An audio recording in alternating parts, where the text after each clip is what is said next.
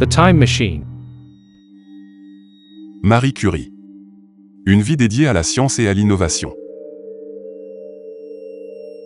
Marie Curie, née Maria Sklodowska le 7 novembre 1867 à Varsovie, en Pologne, est décédée le 4 juillet 1934 à Saint-Selmoz, en France.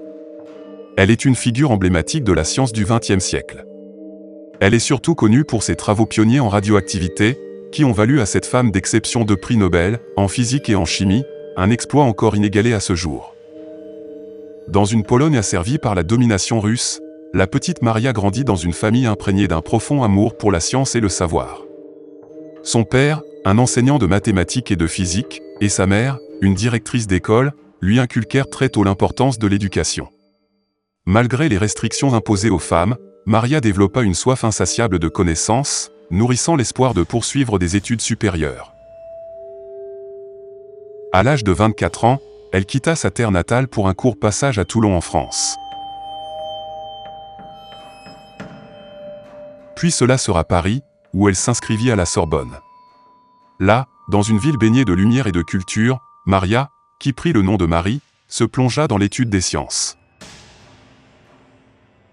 Elle dut lutter contre la pauvreté et les préjugés, mais son esprit brillant et sa détermination farouche lui permirent de surmonter ces obstacles.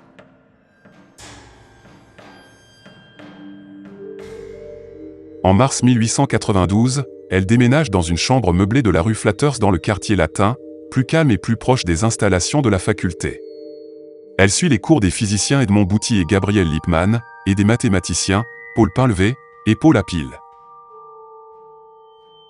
En juillet 1893, elle est reçue première de sa promotion à la licence de physique. Pendant l'été, une bourse d'études lui est accordée, qui lui permet de poursuivre des études en mathématiques.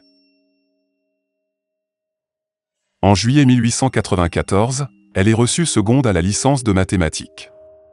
Elle envisage alors un retour en Pologne.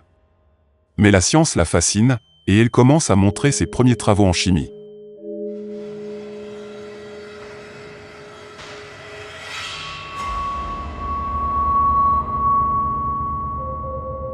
La rencontre de Pierre Curie. En 1894, au cœur des laboratoires de la Sorbonne, Marie rencontra Pierre Curie, un physicien français passionné et brillant. Dans un temps premier, une collaboration s'installera entre les deux scientifiques. Des situations de proximité seront de plus en plus fréquentes. Marie sera fortement attirée par Pierre, qu'elle trouvera fascinant dans son approche scientifique. Une complicité s'opérera alors, entre les deux amis. Mais bien vite sous le couvert de la plaisanterie, un profond amour naîtra. Leur union, célébrée en 1895, allait au-delà des liens du mariage. Ils formèrent alors un duo scientifique exceptionnel, partageant une vision commune de la recherche et de la découverte. Ensemble, ils se consacrèrent à l'étude des matériaux radioactifs, un domaine encore méconnu à cette époque. L'année suivante, elle préparera à la faculté l'agrégation pour l'enseignement des jeunes filles, section mathématiques. En parallèle, Marie Sklodowska, désormais Curie, suivra les cours de Marcel Brioin. À la fin 1896, elle est reçue première à l'agrégation. Elle ne prendra cependant pas de poste dans l'enseignement secondaire, souhaitant travailler à une thèse de doctorat.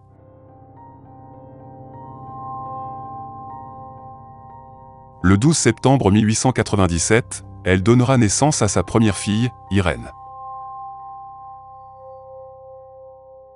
Le 26 décembre 1898, Marie et Pierre firent une découverte qui allait révolutionner le monde scientifique. En isolant le radium et le polonium, deux éléments jusqu'alors inconnus, ils ouvrirent la voie à une nouvelle compréhension de la matière. La radioactivité. Un terme inventé par Marie, qui deviendra un champ de recherche majeur, promettant des avancées technologiques et médicales considérables. Leur travail fut couronné en 1903 par le prix Nobel de physique, partagé avec Henri Becquerel, pour leur recherche sur les phénomènes de radiation.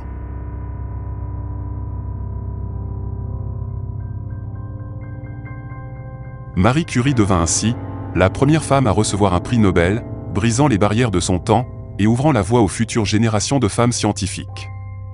Engagement humanitaire. Lorsque la Première Guerre mondiale éclata, Marie mit ses connaissances au service de l'humanité. Elle créa des unités mobiles de radiographie, connue sous le nom de Petite Curie, pour diagnostiquer les blessures des soldats sur le front. Elle parcourut les champs de bataille, guidant personnellement ses unités et formant des équipes pour maximiser leur efficacité. Son engagement permit de sauver d'innombrables vies, faisant d'elle une héroïne silencieuse de la guerre. En 1911, Marie Curie reçut son deuxième prix Nobel, cette fois en chimie, pour ses recherches sur le radium et le polonium. Elle demeura la première personne à recevoir 2 prix Nobel dans des disciplines scientifiques distinctes, une distinction qui reflète son génie et sa persévérance. Son travail pionnier jetait les bases de la radiothérapie moderne, offrant de nouvelles perspectives pour le traitement du cancer. Les découvertes de Pierre et de Marie Curie transformèrent non seulement la physique et la chimie, mais aussi la médecine, sauvant des millions de vies et ouvrant des horizons inexplorés. Pierre restera l'élément motivateur pour Marie, toute sa vie, tant sur le plan affectif que professionnel. La vie de Marie Curie est un témoignage poignant de persévérance face à l'adversité. En plus de ses exploits scientifiques, elle éleva ses 2 filles, Irène et Ève, leur transmettant ses valeurs de curiosité intellectuelle et de détermination.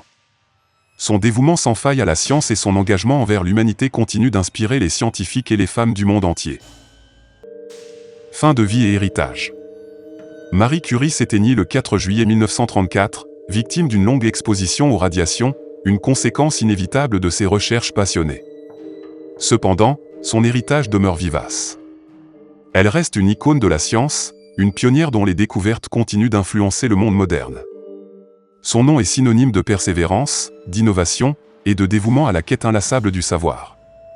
Marie Curie, à travers sa vie et son travail, nous rappelle que la science n'a pas de frontières et que les barrières peuvent être surmontées par la passion et la détermination.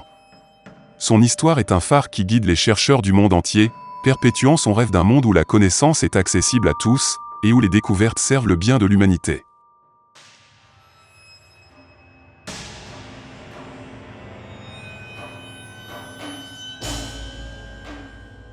Vous venez de voir Marie Curie, une vie dédiée à la science et à l'innovation. Merci d'avoir suivi ce programme court de MLQ. À bientôt pour d'autres récits de nos héros nationaux.